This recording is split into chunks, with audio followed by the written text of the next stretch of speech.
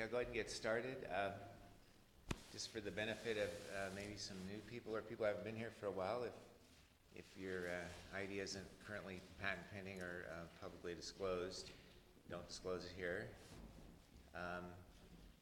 And if you do disclose it to others, use a confidentiality agreement to preserve the trade secret status.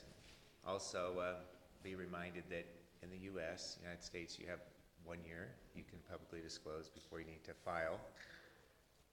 And if you want foreign patents, you can just assume that there's no time. You should file before you disclose anyway. So welcome, this Rocky Mountain Inventors. We're a 501c3 nonprofit here for educational purposes. Let's see, our next meeting in 2 weeks, we're having a representative from the Indust Group. It's an entrepreneurial help group, more oriented toward funding and probably organizational help.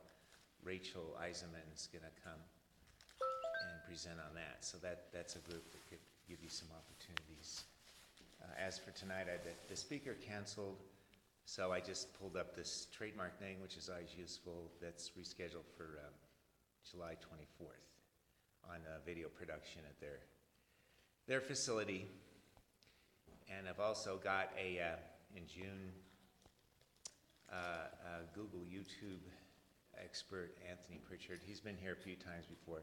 So he's going to talk about how to make very inexpensive, quick videos to promote your product and use social media effectively. So that's a good thing too. And how you can get a little tripod and you're going to use your smartphone as a video camera and have a remote mic and you can do some basic, simple editing. So you can do short, simple videos to get the word out. So I think that'll be pretty good. But it's in our schedule, and I'll have email announcements on that too.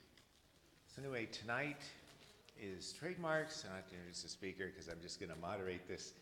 Please ask question and answers anytime. If you don't mind, I guess I'm going to sit. But trademarks, frequently misunderstood. There's a high failure rate, and I put this in the announcement email at the trademark office, which is kind of crazy because if you halfway know what you're doing with trademarks and file an appropriate one, your approval should be just about guaranteed. Not that difficult at the U.S. federal level.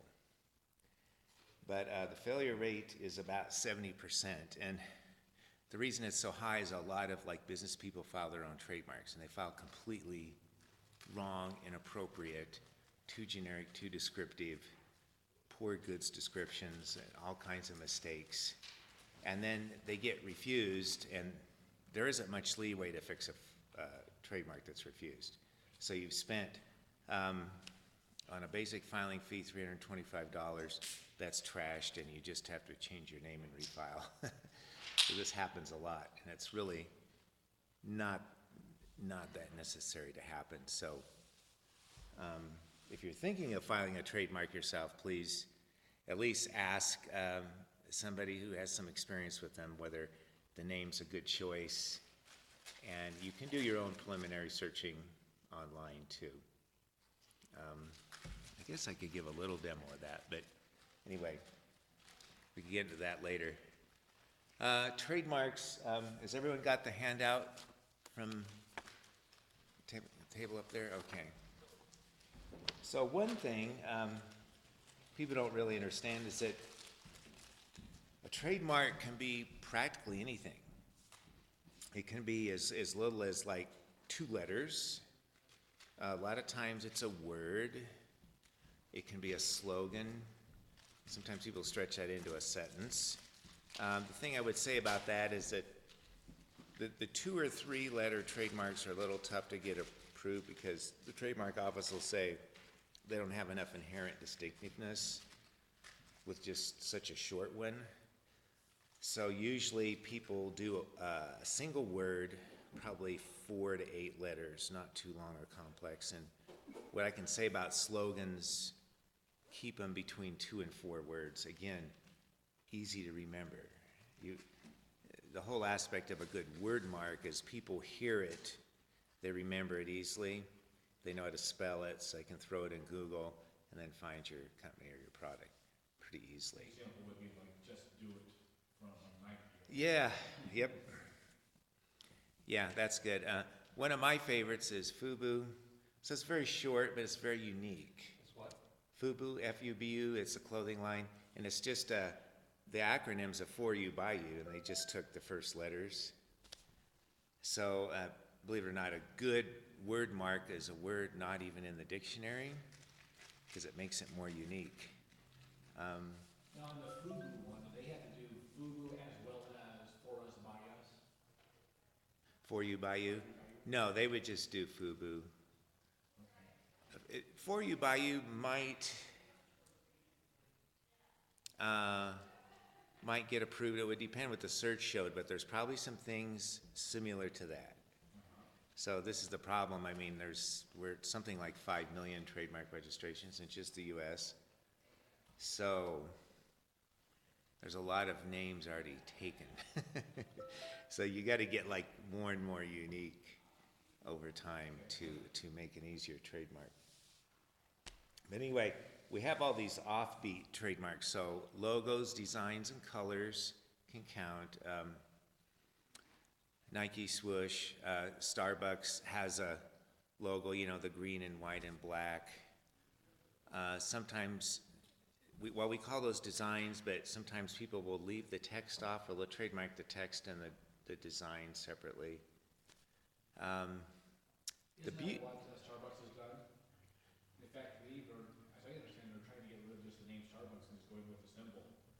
Right, and the reason they do that is because it works well internationally. So you non-English speakers get it. Right. They can get a picture, although they probably get the name because it's simple. But so that's good international. On logos that don't have a word, of course, a lot of people combine them. They'll take a word and they'll put a unique font and colors in it. They do all these things or a little design with it. But a logo alone with no word, it makes no sound impression. So like the Nike swoosh alone, if you didn't know what it was, it only makes a visual impression, and it may or may not make a meaning impression. So the way we look at trademarks is sight, sound, and meaning. These are the impressions you make on your buying public. And this is also what the Trademark Office uses to compare you to their search results. So it's a little tricky. If you misspell a word but it sounds the same, it's still going to be interpreted as what it was. If you use a foreign word, it's still going to be translated into English for its meaning. If you go singular, plural, that's not enough distinction. So a question I have is, like, if you're going to trademark a series of words and then you do translation, can you trademark the translation of it also in other? They'll do that for the search review. So let's say you picked a French word you took the French word for your product, you're trying to file as a trademark. They're still going to reject that as generically descriptive because they'll translate it. Okay. So the foreign language thing isn't really a good thing unless the foreign language is a non-active foreign language. So people take words like from ancient Greek and stuff, and that can work. But you end up with kind of these bizarre words that aren't easy for people to remember or spell, and so that's not great. Because the whole thing of the trademark is you want it to be easily remembered and spelled. So stay away from IEs and PHs and too long of words and things like that. Okay. But what I can say about the design and colors, usually the more sophisticated companies will trademark those separately from their word because they can go after infringers that just copy parts of their trademark. Like you can trademark them in combination or separately. So it's a little more money separately. But you know, if someone was kind of copying your color theme without your words on the design only mark, you'd have a better case against them. But when people start, your best value if you're gonna do one trademark to start, is to do a word, I think. Because a word makes a sight, sound, and meaning impression. You can always add color and design later. You can file later. So the beauty of trademark is you don't have disclosure rules like you do with patent. You don't have to worry about it's out in the market too long and I can't file it. You can always file anytime. There's no problem there. The only risk is if you put it out without protecting it, someone may file it and want to sell it back to you, or file it in a foreign country. They might also get the domain name on it and want to sell it to you. So one thing to remember, if you're thinking of a word for your product, before you trademark, get the .com if you can, or some sort of domain name. Get that sewn up first. Buy it for a year for whatever, $38, get it reserved, and then go for the trademark, because it's always nice to have a domain and a site with your trademark name. And if you get the trademark approved, the trademark protects the domain. Because if you just have a domain alone, a competitor of yours could file a domain with one letter different and still get it, because it's just an electronic address, and that could cause confusion problems. But if you have the domain trademarked, you can prevent that if they're a competitor of yours. So, if the trademark is the name, let's say you got a product name, and your domain is the same as the Right. product name, are you saying that the product name will protect the domain, or you have to protect The trademark protects the domain. automatically? For that product. Now, the thing is, I should make clear, when you file a trademark, you always associate it with a good or a service. That's part of the requirement. So the trademark protection is with that good and service. So your domain protection extends to people who are in your good and service space. If they're selling something completely different, then it doesn't cover you. Unless you're famous, but that's another issue. We can talk about that later, but typically assume if it's a competitor of yours, you're covered, and that's what you're most concerned about. Is it okay to ask questions, or should I hold them up to the end? Should I, something like a book, like Harry Potter. Uh-huh. I know normally you can't do titles, but I guess there's exceptions where you can. Well, do the title. what you'd have to do is associate the title with a writing service, the physical concept of a book. You have to associate it with a good or service of some sort. So I guess what I'm wondering is, so like Harry Potter is a book, but Harry Potter's also a movie.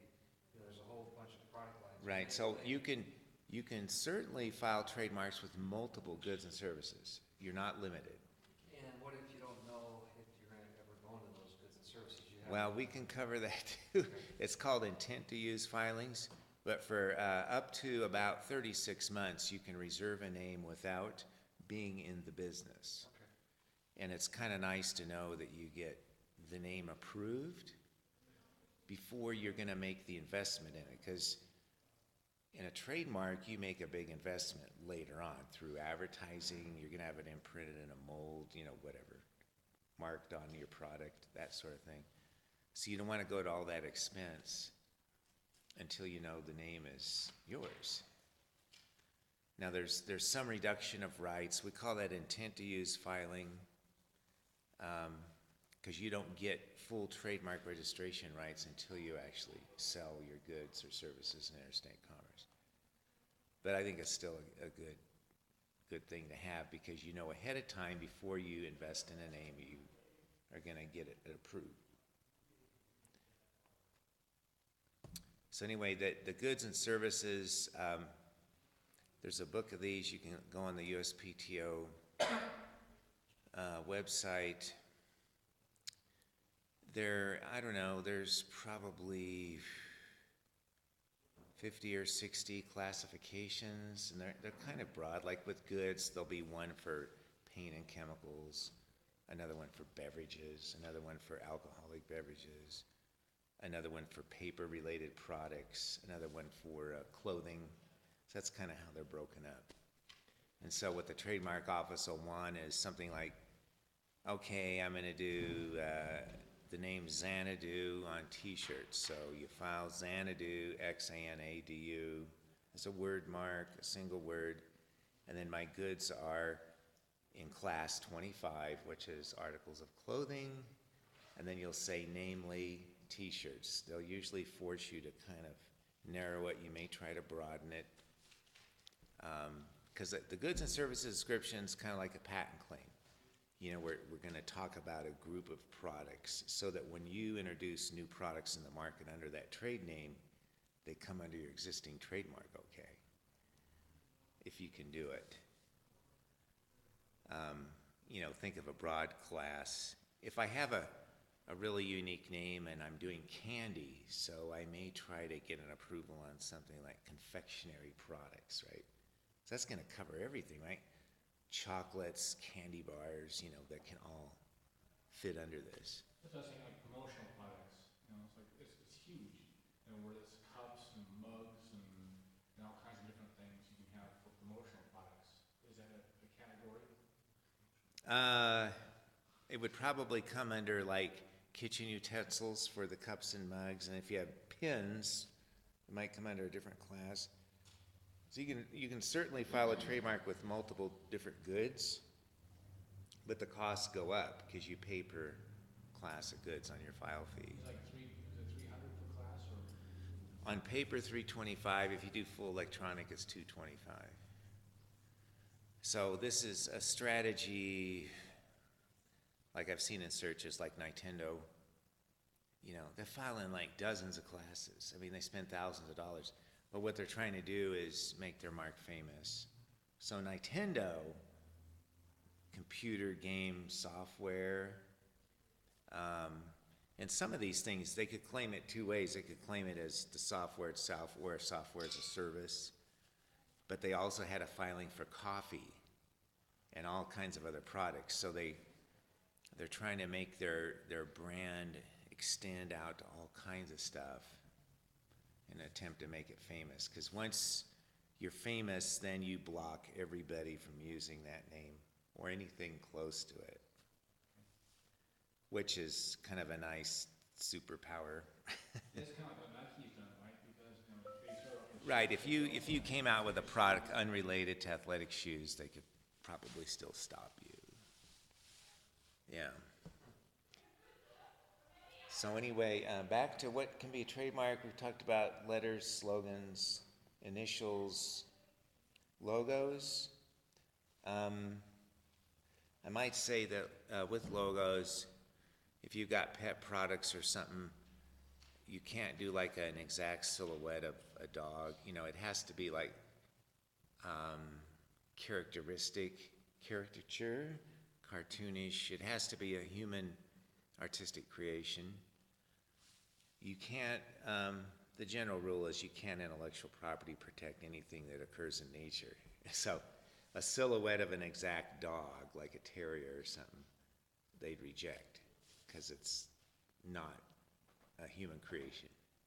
It's already there. So that's just a little clue on that. And we can do smells, we can do sounds, and then any combination. So Harley-Davidson has their sound patented. Some perfumes do their smells. But again, your commercial impression drops off. A sound doesn't make a sight impression.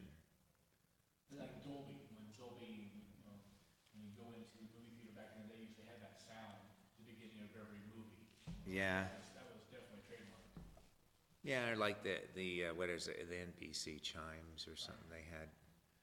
So, you know, it's whatever a business feels that they're best identified with. But, you know, it's, you got to think about the sight, sound, and meaning impression. So a word gives you all three of those. And so that makes the most memorable impression.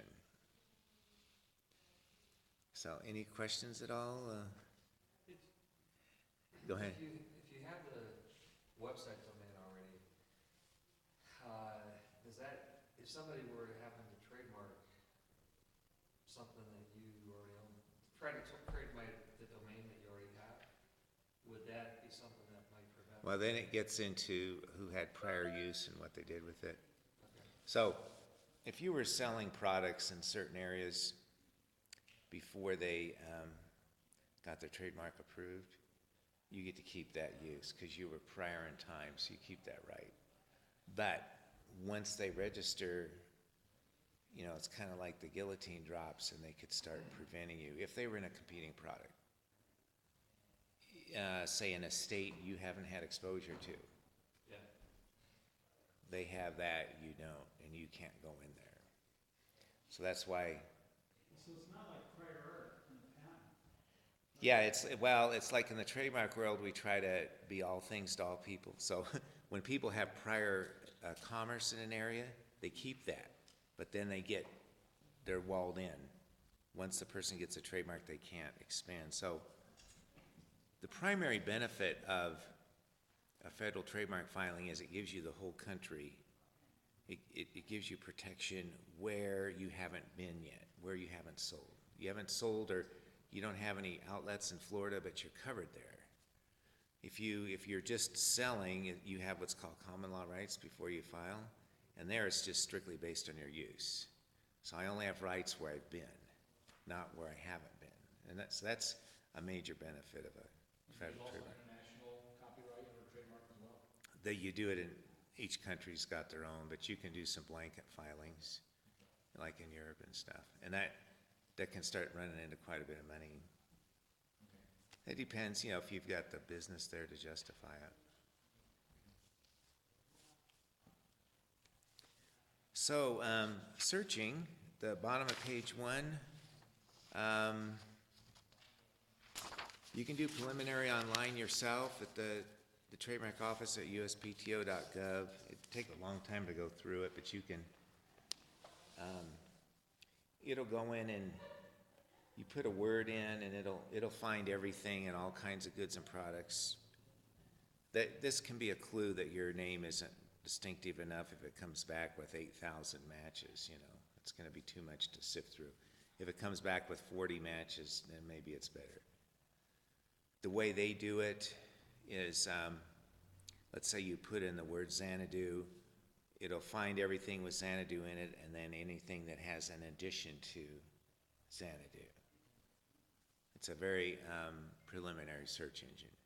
I think you're talking about tests? Huh? You're talking about tests on the USPTO? Yeah, yes. So it's good for preliminary knockout. A full-blown search, a professional search, is gonna cost $600 to $900.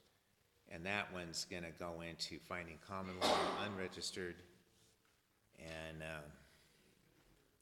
it's gonna expand the search for federal pending and federal registered into what's called confusingly similar names, which the trademark office basic search isn't gonna do. But the trademark office could certainly reject you against. So the best way is to throw out an example. Red Bull energy drinks. Okay, if we stand back from that, the way the trademark world looks at this is we have a color and an animal. We have a theme going on, a color and a bovine type animal. So if I'm a direct competitor doing energy drinks and I say blue ox or purple cow, guess what? That's trademark infringement. That will block the other trademark. Even though the words are different, it's the same theme. So we get back to this sight, sound, or meaning. So it makes it a little harder to register a trademark, but when you get one, it's better protection because that means a competitor of yours can't go just add an S at the end of a word on your word and get away with it. It's too close, right? Is it smarter to pay the attorney to do the search first? It depends on where you're at business-wise, because the search is a fair amount of money, and it's going to pick up, if you're really interested in where someone maybe in Ohio is using a close name and they could be a competitor, but they're not registered, you want to know about them, okay? because they might be able to keep their prior rights. If I was a startup with a new name and I haven't committed to the name, I would skip the search and just file, because the trademark office, they get back to you pretty routinely in about 90 days on whether you're go or no go. And so in that 90-day period, you hold off spending money on the mark and just wait and see. Let the trademark office do the search. For your file fee, that's in a deal if the name, you haven't got an investment in the name yet. Now, if you're a company and you've already got an investment in a name and you want a thorough search, you probably should, so you know what you might be facing with other people. But it sort of depends on your situation. The simple way to do it, pick a name, don't have any investment in it other than probably you got the domain on it, and then just see if you get approved or not on an intent to use filing, which means before you put the product in interstate commerce. And if you don't get approved, you said you have to change your name? Is that, or? No, that's just a new trademark filing. About the only thing you can do in amendment is to tweak your goods and services description a little bit. But even then, you're only allowed to add detail. You can't take away. So this is... So applying for a trademark if done wrong can make it difficult to get the trademark? Or? It depends on the name and the products. If the name's really unique, you're pretty solid. If the name's not quite so unique, it could be iffy, and you might have to revise your goods or services description to get around it. And the trademark office, they take a very expansive view of who your competitors are in this goods and services thing. So you can have two different goods, but if they travel in similar marketing channels of distribution and they appear somewhat close on a retail shelf, they're going to consider trademark crossover competitors. So, gosh, automotive motor oil and deerskin chamois. I got two separate products, right? But they're probably going to be considered crossover because they travel in marketing channels together. They're sold at auto supply stores. So if I had two trademark names that were close, the later one would get rejected, probably. But if I change from deerskin chamois to a deerskin fashion jacket, then no problem with motor oil. They're sold in different places. So that's kind of the way they look at it. But they take a pretty broad view. Like, if you're good as a piece of sports equipment, I mean, swimming goggles or scuba fin or a hockey mask, they're probably going to lump all that together because well, they're all at sporting goods store. So they can't have close trademark names. So the goods you have play a role. Like, if you're filing a trademark on a special chemical, it's pretty easy. There's not a lot of other people filing trademarks on this chemical. But if you're doing clothing, oh, you've got, thousands of competitors with all kinds of names, so it's trickier. So your good or service kind of matters, depending on what a niche. The more niched you are, the better. You can have a more common name. Anyway, any questions at all?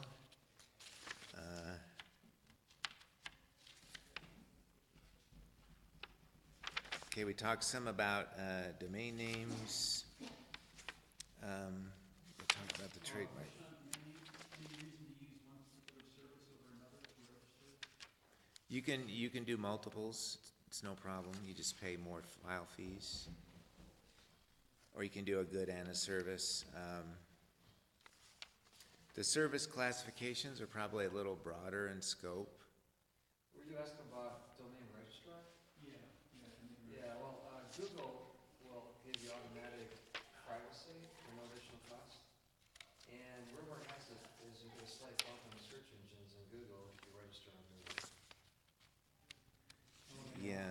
Registration service, Google? Yeah, they do the only downside is I don't know what their if their customer service is good or not. But they I do, don't- and it's like $12 a year. If you go through other websites, if you want privacy, it's like $22 a year or whatever they get, because the domain's like $10 and the privacy is another like $12. No. And what does the privacy mean? No. Privacy, so nobody, let's say you prefer to remain anonymous and not let people know where your address is and your name, Oh. so that anybody in the world can contact you if they don't like your website. It also keeps. Yeah, it's a good point, because if you So it sounds like that's. register a domain, someone's gonna say, oh, someone's got an interest in this. So you don't wanna take months to get your trademark in. Someone may be watching that and get ahead of you and then wanna sell it back to you. They do that on domains too. You'll get an email from, someone trying to sell you a .cn domain. So it's kinda like, and,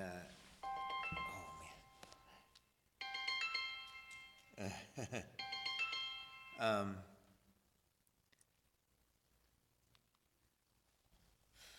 There's one here in town called Maine.com, Yeah.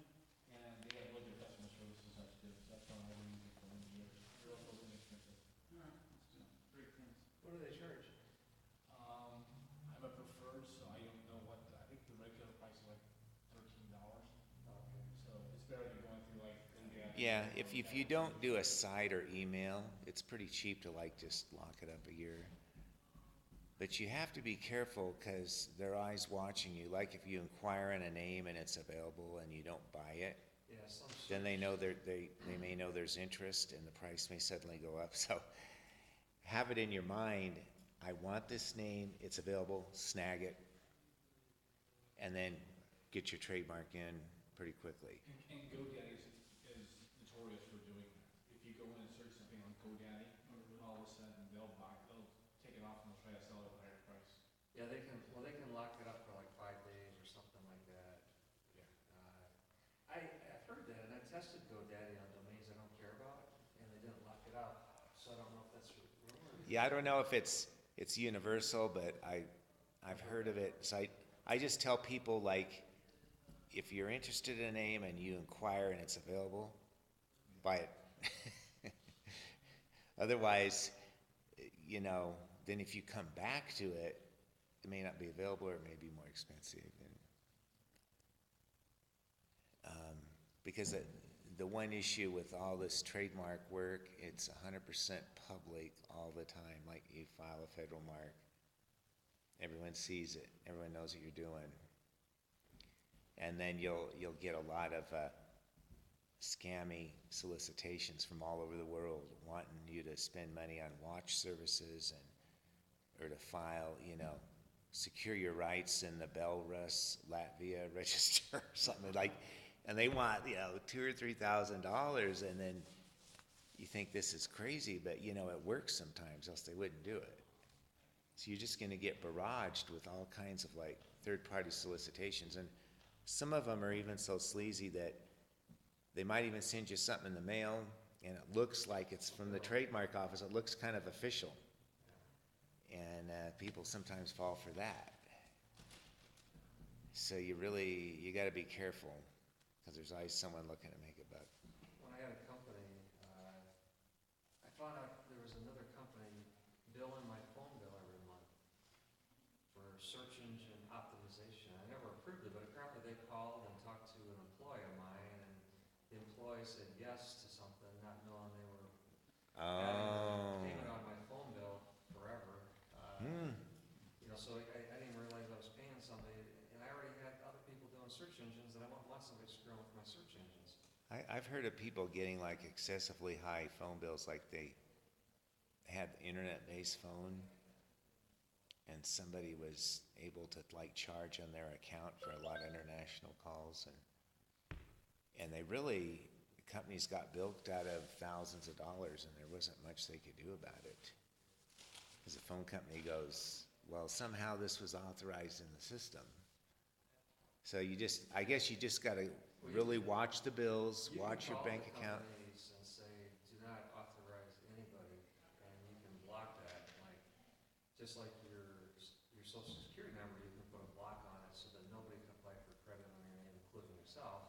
Like, that's how LifeLock, from what I understand, works. Okay, And then you have to undo it just right before you want something, and then relock it. yeah, well, in the digital world, there's no privacy. Whatever you do digitally, someone can see it. Anyway, the types of trademarks. First rule, and this applies to logo and designs and words, is that the trademark cannot exactly describe your good or service, because it's going to be rejected as generic. So if I have a bank in Texas, I can't try to trademark Bank of Texas. People stretch that a little. They call them descriptive marks, where they indirectly describe a product. Hamburger Helper, Coppertone, these kinds of names. A little bit sketchier to get approved, you can, because it's kind of a continuum. Is it too descriptive, or is it indirectly descriptive enough?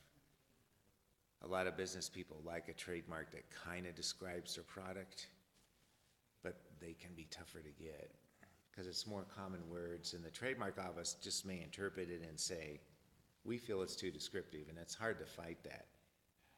So like OxyClean, would that be?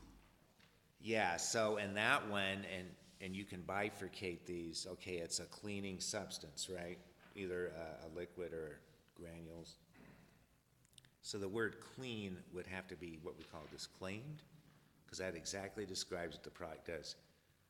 So oxy is a molecular component of the cleaning solution, which is oxygen, so that would probably be okay on descriptiveness, because it's so short. As long as no one else is using oxy for cleaners. That's the other thing, competitors.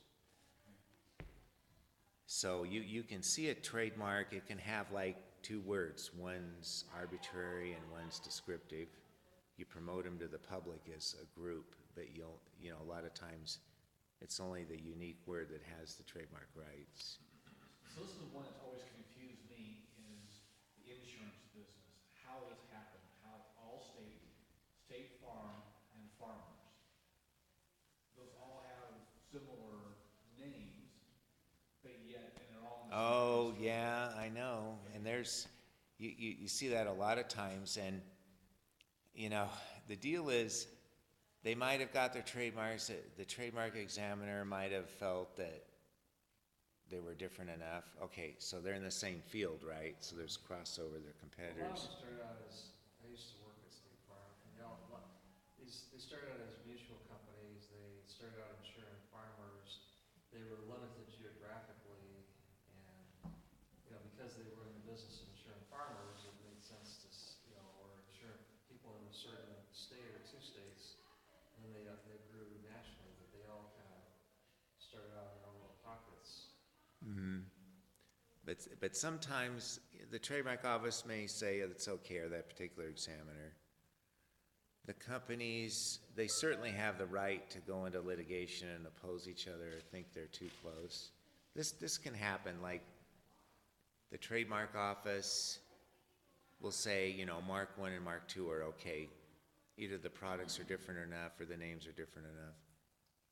But those two companies, or one of those companies, won't feel that way. So they can oppose the other's mark, they can go to court over it and say, we think it's too confusingly similar. So a lot of it keys on, is there actual confusion in the marketplace? So are there people calling your people, and are the competitors' people calling you? Because if there's actual confusion, then there is a problem.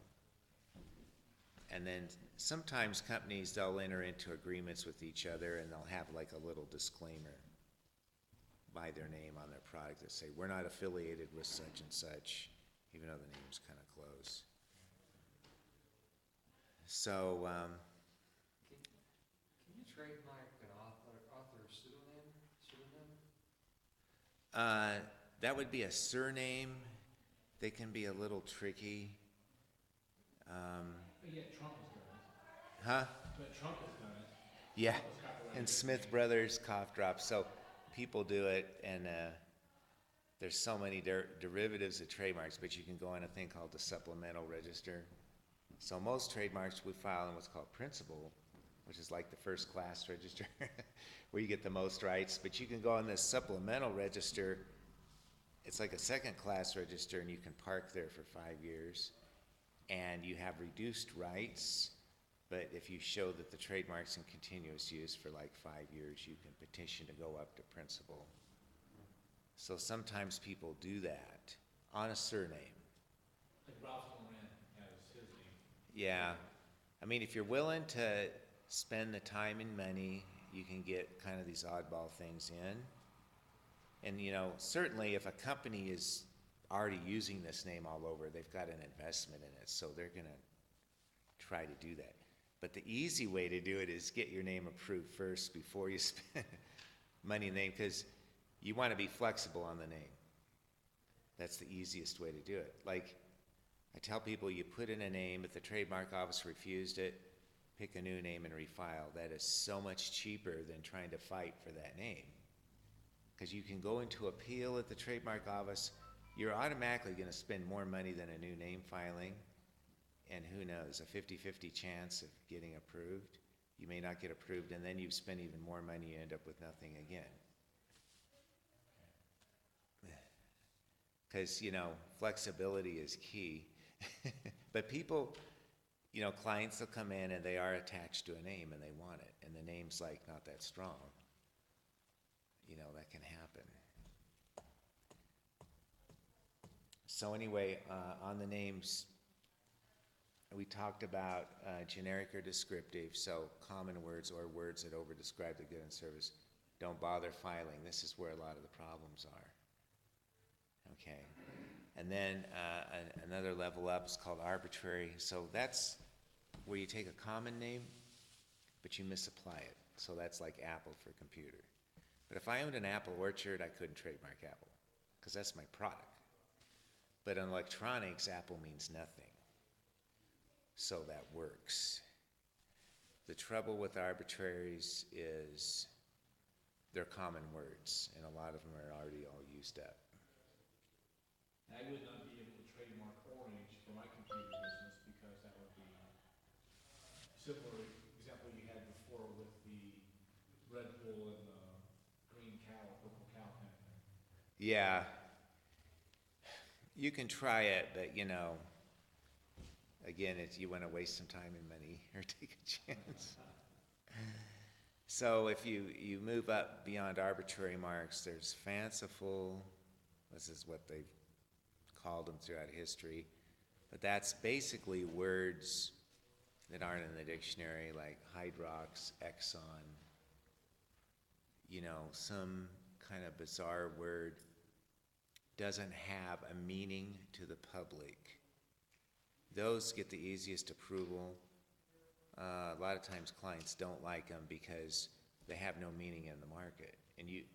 But I tell them, once you give the word the meaning, you own it more. You know, the more unique your name, there's no one that has a name anywhere close to it. So that's what you're known by.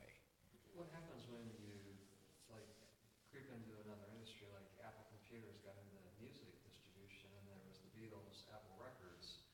So what happens in Then it's up to the two companies if they want to fight each other or have some consent agreement where they disclaim. Because I know that was, you know, Apple wasn't going to get in the music business originally, and then they did. And I don't know how that ended up. But I don't think Apple Records was still in existence. Well, I So know I've for heard the of longest them. time that Apple could not sell Beatles music on their store. So yeah, and I'm pretty sure. Yeah, that might have been a separate copyright issue. Yeah. Because they weren't able to do Elvis music either for the longest time. Yeah. So one of the big secrets to trademark success is to just pick a word, not too long, and basically it has no dictionary meaning. And then make sure no one else is using a word close to it, and you're pretty safe. The only exception would be if your good or service is very unique and special, then you probably have some more leeway. But I should probably talk about the process of filing. So like I say, you file the application, you put in the word, or you attach a drawing with your logo design. Again, I should say on logos, you can file them as black and white, or you can do color. So if you claim colors, you're stuck with those colors. If you just, like the Nike swoosh, I could file it in black and white. So it gives me broader coverage if an infringer picks all kinds of different colors, but it still looks the same. Or you can file both. You can do black and white and color. But if you file a trademark in color, make sure that's a color you stick with all the time, because that's where your protection is. You don't have the freedom to change colors on your own mark. Yeah, like Wells Fargo's a couple years ago, they changed colors, but it was just a different color gold. They were gold and red, but it became a slightly brighter gold and slightly brighter red. So what happens in that case? Is it generic red color, or is it tone of color make a difference too? If it's a subtle color change, it probably wouldn't matter too much because it's well known. Because when you claim color at the trademark office, they just kind of use very generic descriptions. Like the letters, got a black outline with a blue interior or something. They don't give you protection and go to the Pantone numbers or anything like that. So I suppose it's kind of in the mind of the commercial consumer if they would detect a difference and maybe think it's somebody else. And then that goes into how sophisticated the consumer is. If it's a generic consumer product or a specialized niche market, there's kind of some different rules on distinctiveness. So if it's a specialized market, you can be more alike because it's presumed your consumer pays more attention, or your niche market does. So anyway, you file with your word or your logo, and then you have to list an owner for the trademarks. That's usually your company name, or you use an individual. And then you put down your goods or services.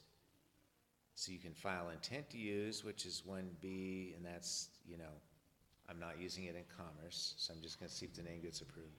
Or you can file what's called a 1A use filing, which means I'm already selling goods in interstate commerce with this trademark on them. So then you have to submit proof of doing that. So you can file that way too.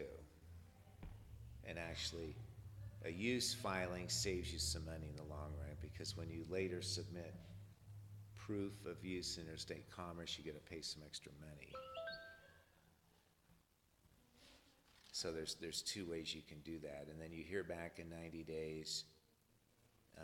If they approve it, then you get published, and you're published for a month, and that means that any member of the public can object to it. Publish how?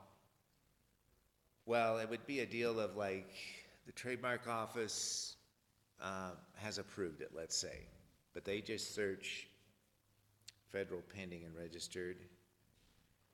It goes into the Gazette, it goes public. This is the trademark, it's been given approval, it's in its publication. So a competitor of this product might feel that the name's too close, even though the trademark office didn't.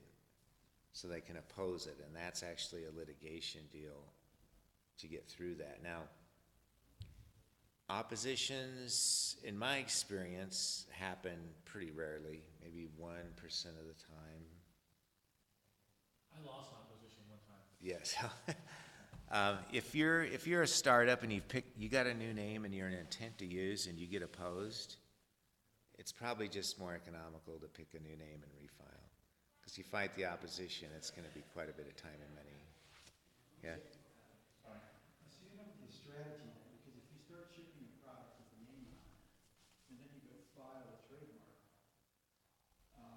application, then it could be screwed because somebody else. Right, you've made an investment in the name. Yeah, you've made an investment in the name, and then 90 days later, And you it's, find out, they go, oh, no, there's, see, the further you get along, the more hassle it is to change your name, say, at that point. So it's best to file intent to use, get approval, and then put the name on everything. And so it usually happens within 90 days, the registration is approved? So you hear from the trademark office, then you go into publication. Now, I should say, when you hear from the trademark office, they might refuse you, they might not like your goods or services description, so you might have to do some cleanup in there, and then they'll approve it, hopefully.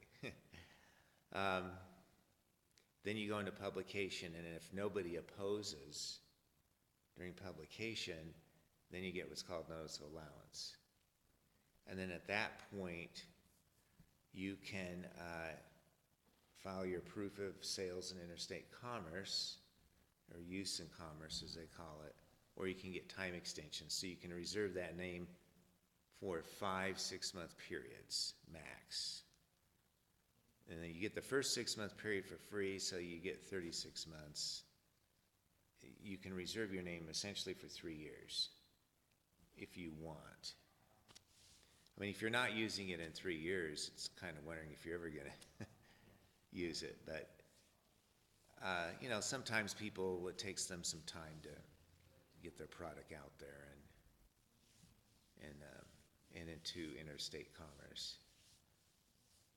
I had a domain name that in a business that I was doing internationally, and another company came in and registered a similar domain name, but they used the .travel instead of .com. And they went to the trademark office and they got approval. I thought they were doing that when it was put into the Gazette, and then I sent what'd you say it was? Opposition, and I got denied. And I couldn't fight it anymore. I was fighting a huge company. There was no way that I was gonna be able to do anything with it, so, I pretty much put it on the shelf. It was a sad situation. Well, usually the extension on a domain is not gonna be part of the trademark, because that's descriptive and generic. Yeah, there's just a lot of factors in that. I was But, surprised that I lost, but you had the domain, but you hadn't trademarked it yourself, right? So you had a time gap in there. See, that's a risk. Even If, though I was doing business with that for many years prior to these guys Yeah. coming in, I still lost. But did you say you were doing business internationally? Yes. Was it all overseas? No, it was combination of US and New Zealand and everywhere else, so. so still, you want to be pretty careful, and like if you get that domain, Oh, yeah. put the trademark in pretty quick. If you want to make something big out of your business, yeah, you gotta. Yeah. prepare yourself, so. And since I didn't, I ended up, losing out, so. Then I subsequently later I found out that their business went belly up and then their trademark was dead, so it was like,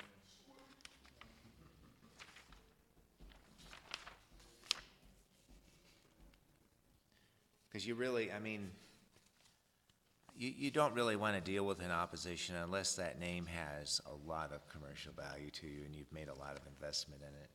Then, of course, you're going to fight for it. But anything outside of that, it's not worth it. I was fighting against the guy that created Avis Military Company, and I had no way Yeah. to compete against him, so,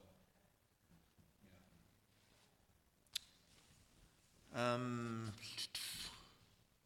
So I might mention, if you look on page 6, there's an important thing about in the middle there about giving proper notices before and after registration. So before you file, while you're pending, anytime you're not registered, I always put the TM on as a suffix superscript. It's It's always okay to put TM on, and that way you're giving public notice of trademark rights. And then you should, below that, that's a branding statement, so you want to promote your trademark as an adjective and not a noun, because a noun is, the name is something, and that is not what a trademark is. A trademark is a descriptor of a source of good or services. So you always want to show it that way to the public. So Kleenex, TM, brand tissues, Doritos, TM, brand tortilla chips, this sort of thing. Always a safe way to go. Show the brand association so you don't get stuck with genericizing it or making it a noun, because a lot of trademarks have fallen into that. Maybe like Bear Aspirin. Yeah, cellophane, trampoline, all these fell into that. Xerox fought it. And then the R in the circle, which is registered, only use when you're registered. So you can use TM anytime, but only use R in the circle when you're actually And if you registered. use TM without actually having it starting the process of being trademarked. You can use TM even if you didn't file. That's fine. Okay. Now, if you do have it registered and accepted, does it hurt you if you still keep using TM, or what happens? Well, if you've got, 1,000 things printed with TM, I mean, I would still use them. Okay. Just switch over when So you just can. I when mean, you can, you're not legally in trouble for having TM when you could use R, but if you have R when you shouldn't be, that can cause problems, because then you're not actually registered. So if I was to sell a product that had, the brand or the branding TM on there, trademarking, it's like, I'm okay even if I never registered? Yeah, you're just giving the public notice, I'm asserting that this is a trademark. Okay, and then if someone comes along later on and tries to oppose that, or, Well, yeah, they could. I mean, the opposition, I should clarify, that 30-month window is just an administrative thing. 5 years later, after you're registered, a company can come and say, we don't want that. You can be opposed anytime. They don't, just because they missed a 30-day window, they don't give up their rights. And so this is, how this happens is just a competitor out there may feel their name is famous, and the trademark office didn't feel the name was famous. So let's say you're in two completely different types of goods, no crossover whatsoever. So the trademark office said, okay, different goods, we prove it. But this company may not feel that's the case. And, some of them are pretty aggressive in protecting a name, but they're kind of, the economics of it aren't really sensible unless it's a competitor. I mean, unless there's actual confusion. But, sometimes people are overzealous in pursuing that. and then also if you become successful enough, people will try to come after you anyways. And The better knowing your name, yeah. But that's, the trademarks, it's kind of an oddball in intellectual property, like copyrights and patents. Everything expires. Everything gets known and old, technology dated out. But a trademark continuously gains value because, number one, it never expires. The only requirement is every 10 years you renew, and you just got to show you still got the product in commerce, interstate commerce. And then, of course, its value increases the better known it gets. It's known in a city, it's known statewide, it's known regionally, it's known nationally, it's known worldwide. Trademark gets more and more valuable the better known it is over time. And I mean, indeed, there's some trademarks that are hundreds of years old from England and stuff. They're still in continuous use.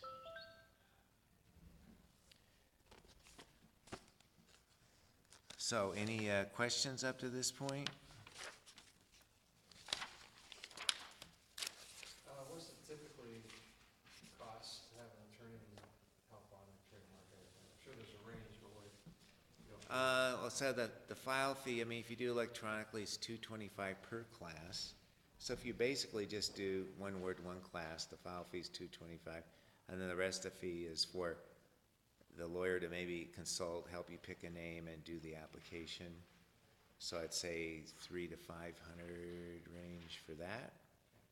And then if you hear back from the trademark office and have to do some cleanup or change things, again, maybe another $300, $500, maybe a little more. It depends on the nature of the rejection and if it's a case worth fighting for or just dropping the name and refiling. You're saying that $300 to $500 on top of the filing fee of $225? Yeah, for the work content. Some, may find more or less. I mean, you want somebody who's gonna help you file a mark that gets approved. I mean, that's the point, because if you get refused and you can't overcome it, you've spent the money and you end up with nothing. And that's what you don't want. So, Now, there are online companies like LegalZoom and such. Do you recognize these kind of things or not? yeah, there's a number of them, and I don't know. They may charge you less, but they won't give you any advice on how to do a good goods or services description or the chances of your name getting approved. And that's why the trademark approval rate's so low, because people file garbage, Because the thing is, if you get rejected because the name's too generic or too descriptive, there's nothing you can do. It is what it is. If you get rejected because you're confusingly similar to a name used on a competing product, there isn't much you can do there either. Unless you can tweak and narrow your goods description, but that's pretty dicey if that's going to work, maybe. Is there a way to do a trademark and maybe anonymous so they can't trace it back to the individual? Well, you could do that with the owner's name adjustment or the entity. Don't have your name on it, you can just put it in a certain business entity or a holding company, Right. so they don't know you. And and then you can, because you got to put an address to the owner, so you could have your holding company's contact info in there, so that all the solicitations that go to the holding company come from people scraping internet data to contact you, and it won't come to you directly. And I mean, that's one way you can do it. I mean, like with me, if I file a trademark for someone, I say, I'm listed as the correspondent. Okay, so there's an owner, the correspondent, and the trademark, right? So I say, anything you get directly is not coming from the trademark office, because they only communicate to the correspondent. So it's third-party solicitations. If people file their own and they're the correspondent and the owner, then it's hard to tell, because everything's coming to the same place. So what you could do is make an entity that's a holding company with a different address, so everything will go to them, and then your name and contact info ain't on there. So you could do it that way.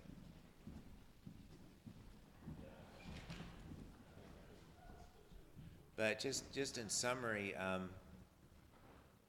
the more unique your name, and probably the shorter it is, the better, and then get the domain on it.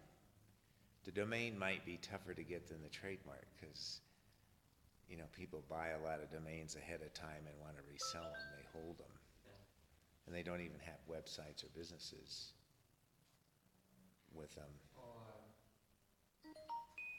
Oh, and also I might say, if you're, I've had this happen with a few clients, if there's a name you really like and then you get rejected against a trademark that was kind of close, you can certainly approach them to either buy or license that name too.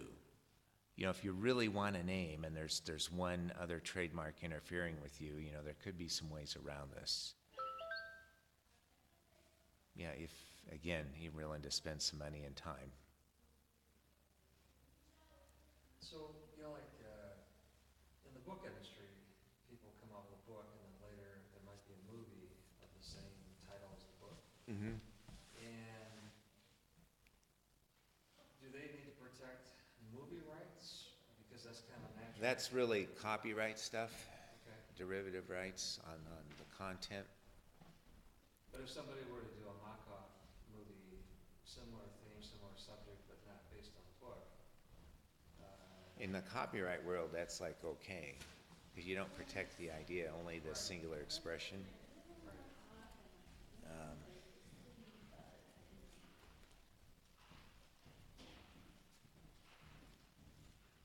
yeah, there's, I don't know, there might be some ways you could, maybe you could have some additional visual copyrights in there or something. well, like, you know, like Harry Potter is an example. That, obviously, that was going to be a book that turned into a movie someday. But if somebody, did they have to trademark it to prevent somebody else from having a character named Harry Potter in a movie or TV show or anything? It'd probably fall more under copyright for all that. Because trademark is strictly a brand name to indicate a source of goods or services.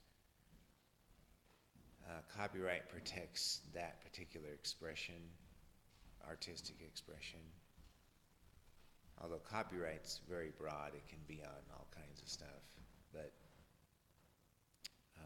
fictional works like that, it has the strongest protection.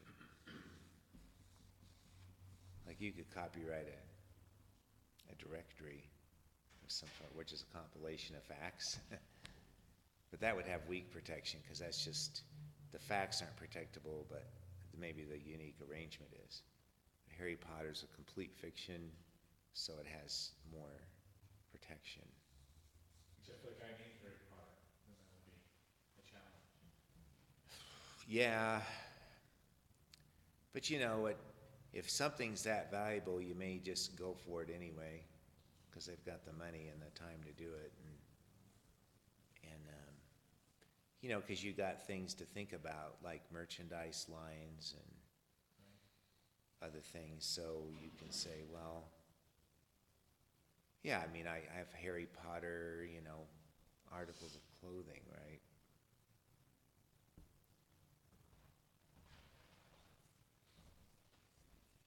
But we're not really protecting, you know, in the trademark world, you're not protecting the name as a standalone. You're protecting the name to indicate the source of goods or services. So that's why your protection on the name and trademark only is applicable to those particular goods or services. So somebody could have a name just like yours in a completely different good or service, and that's fine, because you're essentially not competitors. So there's no crossover on that. Unless you're famous, but it's kind of hard to achieve. I remember there's a case with our local phone company when it was called Quest several names ago.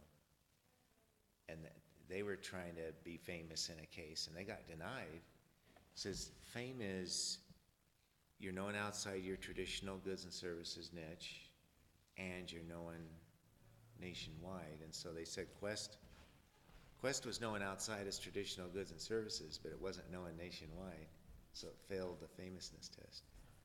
So there's a lot of marks you know are famous, BMW, Ford, GM, and then there's marks you know aren't famous because they're brand new or in a niche. And then there's all these marks kind of in between. Maybe sort of famous, maybe not.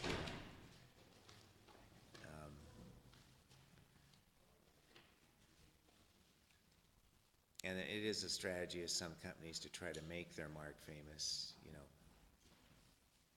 which means you're trying to expand the differential goods and services the mark is known with. But a lot of marks, I think they kind of tend towards a niche, right? You're known for a good or service, and they kind of stay there. But some people, for a business strategy, try to expand that out. But it costs you money. I mean, you can spend a ton of money on trademarks if you have, and I've seen the filings, I mean, people have dozens of goods and services classifications. I mean, you know, that's $225 for each. So you're getting at $5,000 for a trademark filing easily. Every 10 years, you have to pay fees in all the categories, or? Yeah, Okay. yeah. And so, and you see this in the search results, there's a lot of them that they've lapsed, they didn't get renewed. And so, technically, the name's available. There might be some common law holdover on it, but, you know, that's all part of the trademark office wanting to get rid of the dead wood, so to speak. I mean, if the name isn't actively in commerce, then you lose your exclusive rights to it, you know. And I mean, if you're not actively in commerce, I don't know why you'd even care, you know, but. I don't, Jerry, do you have anything to add? I don't, other than, I mean, you keep saying interstate commerce, but I think a lot of people miss that. Yeah, the commerce thing, it's kind of a slippery definition. Okay, any federal right, you have to have interstate. So, on a good, that's easy. You're gonna sell your goods across state lines. If you have a hair salon in Denver and it's a single service, that may not be so great, right? You're not gonna go across state lines or anything, but really what commerce means is that you're promoted and known. You don't necessarily have to sell a good. So, like on that hair salon, I guess if I can show I've advertised, my advertising reached across state lines, I'm good. Or tourists came in. Yeah. Sometimes people ask it. I mean, it's kind of confusing, you know. Commerce, yes, it can include sales, but it can mean just being in the stream of commerce, being known, and advertising for a service can work. So, so in services, it can be a little trickier. On goods, you know, your product's gonna go into multiple states. I mean, there's no doubt. I would say to start, picking a unique name is probably the best thing you can do. Because your goods description you're kind of stuck with, and the trademark office is, they're not gonna buy, you know, goods distinctiveness arguments too much. It's pretty difficult. I mean, after doing hundreds of them, you kind of see what works and what doesn't. And you want happy clients. You want clients that end up with something for their money. Right. Because I don't know. It's just, but people, some people they like a name to describe their product because they feel that the consumer gets what they're selling or making. So it's tricky. It has to be indirectly descriptive.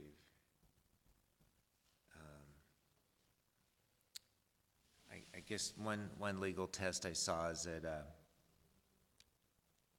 well, let's take Hamburger Helper. That's kind of indirectly descriptive of the product. So if you interviewed people in the street and let's say they didn't know about Hamburger Helper, the product, and you said, what's Hamburger Helper mean to you? And if you got different definitions, then you're probably okay in descriptiveness because it can mean multiple things.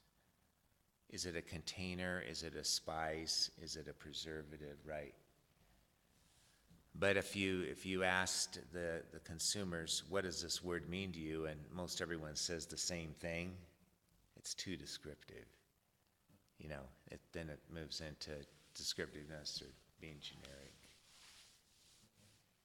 And the other thing is, don't ever pick a name that's anywhere close to a famous trademark, because you'll get opposed and then you'll lose it anyway. So don't waste your time. Don't be remotely close to any well-known trademark, because you're just gonna get shot down.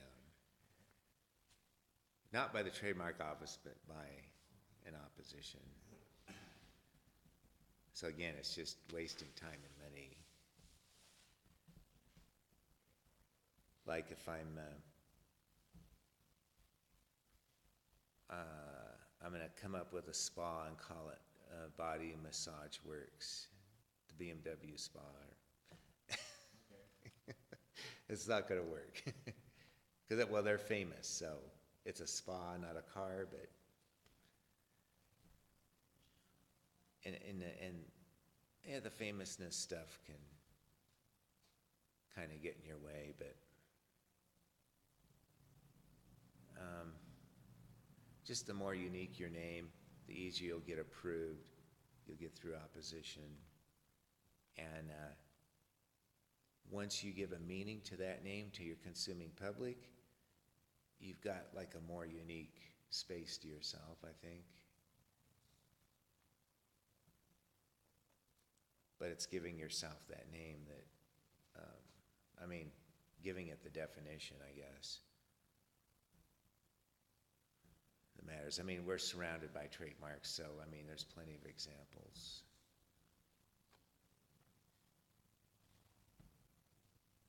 Any other questions? Anybody else? Sharon always helps. Huh? I want to thank you for your time and sharing. This is- Oh, sure. Well, that's always a good thing. I think there's just, with business people, there's a lot of misunderstanding of what a trademark is.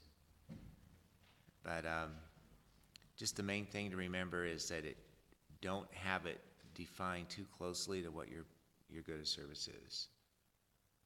And don't have anything near a famous trademark or a well-known one. And you probably are pretty solid. There can always be surprises when you file, but that increases your chances a lot.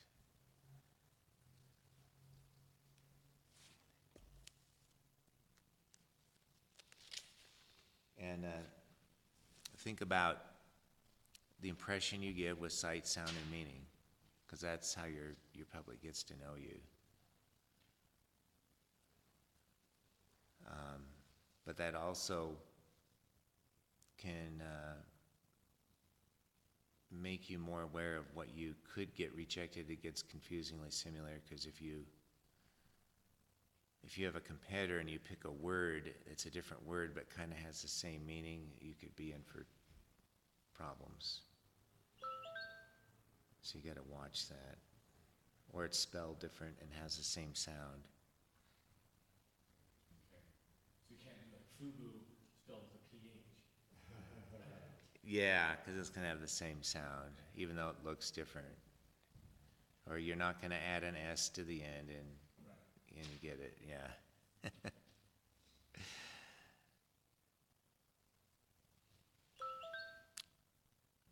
So I think that's about all I have, unless there's any final questions. Thanks, Roger. Appreciate it, buddy. Yeah, thank you. Yeah, thank you. All right.